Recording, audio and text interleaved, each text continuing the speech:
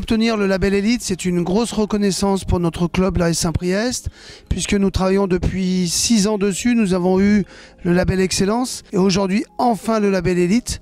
Donc reconnaissance de notre travail, reconnaissance des instances, Fédération française de football, Ligue et puis le district. Donc quelque part, c'est une grande satisfaction.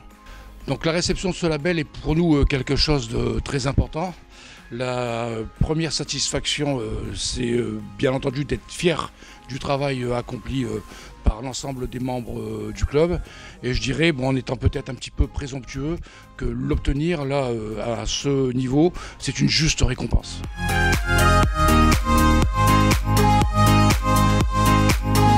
Le fil conducteur, c'est le mot d'ordre du président lors de son baptême de feu, lorsqu'il a été intronisé, à savoir professionnaliser notre amateurisme. C'est vraiment ce qui a guidé toutes nos actions, toutes nos pensées, à savoir effectivement, du point de vue purement sportif, donner une identité de jeu à l'ensemble des équipes du club.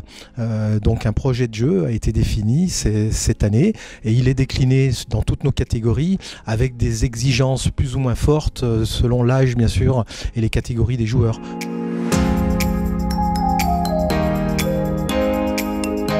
La ville et notre maire ont bien compris les enjeux footballistiques et sociaux au sein de notre club, l'AS Saint-Priest.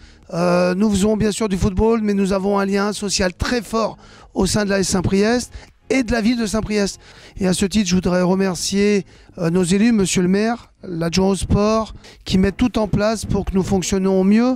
La preuve, nous allons avoir de nouvelles infrastructures dès l'année prochaine. L'AS Saint-Priest, au-delà des réussites sportives du club, arrive à former non pas finalement des footballeurs professionnels, mais des citoyens sportifs.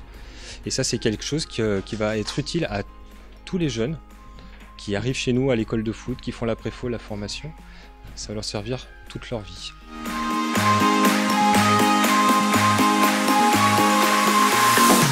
Oui, c'est important que ça soit partagé par l'équipe dirigeante, mais pas seulement. C'est important aussi que ça soit partagé par tous les intervenants du club. Et je pense notamment aux éducateurs, parce que les éducateurs, c'est eux qui font relayer les messages auprès des jeunes. Donc c'est important, surtout pour eux, d'être impliqués dans le projet, pour que derrière ils puissent véhiculer les bons messages. Après, ça se matérialise comment ? Aujourd'hui, en fait, on a un outil extraordinaire qui s'appelle le programme éducatif fédéral.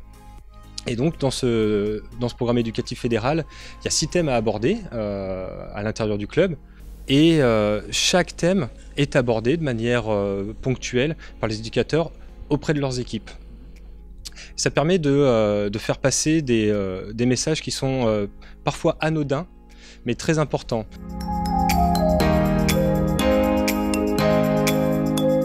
Un plan de formation éducateur est en place depuis à peu près 2 ans avec un budget défini, alloué à la formation de nos éducateurs qui fait qu'aujourd'hui 95% de nos éducateurs sont diplômés. Chaque équipe est encadrée par un binôme diplômé. On a des éducateurs qui ont passé l'an dernier le DES. On en a un qui est en cours de formation DES. C'est des formations très coûteuses. On a plusieurs BMF, c'est très coûteux aussi. Plus tous ceux qui passent des différents modules et certifications, ce qui fait que pour la saison 2019-2020, tous les éducateurs pour chaque équipe seront tous diplômés.